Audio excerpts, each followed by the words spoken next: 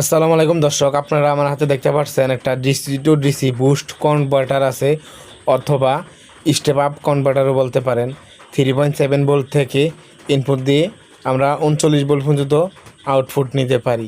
তো ভিডিওটা কেউ স্কিপ না করে সম্পূর্ণ ভিডিওটা দেখবেন, তাহলে আপনাদের উপকারে আসবেন। এছাড়া পার্টসটা কিনলে আপনাদের উপকারে না আসতে পারে সম্পূর্ণ ভিডিও দেখে না কিনলে। তো কেউ স্কিপ না করে সম্পূর্ণ ভিডিওটা দেখুন, তাহলে বুঝতে পারবেন এটার সুবিধা এবং কি অসুবিধা। সুবিধা আছে অনেক, এবং কি পাশাপাশি এটাতে অসুবিধাও আছে। তো আমরা এখন ইনপুট ভোল্টেজ টু ম্যাপে দেখাচ্ছি, আউটপুট ভোল্টেজ টু ম্যাপ দিয়ে দেখাচ্ছি কত ইনপুট দিয়ে আমরা কত ভোল্ট পর্যন্ত আউটপুট পেতেছি।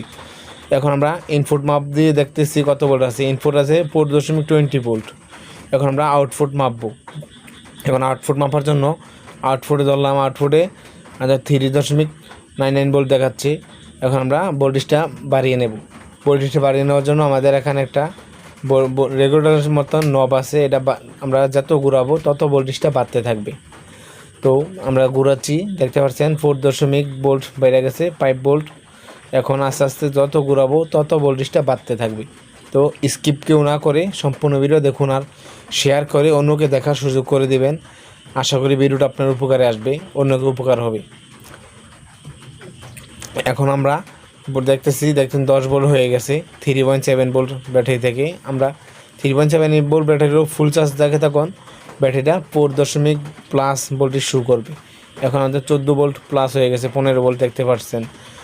এটা একটা সুবিধা আছে আর অসুবিধাও আছে। তো কি স্কিপ না করে দেখুন, আশা করি আপনাদের কাজে লাগবে। কি কি সুবিধা আছে এবং কি কি অসুবিধা আছে সম্পূর্ণ ভিডিও খুঁটিনাটি দেখাবো আজকে আপনাদেরকে। তো স্কিপ না করে দেখান। এটা আমরা বাড়াতে দেখি কত ভোল্ট পেয়ে থাকি।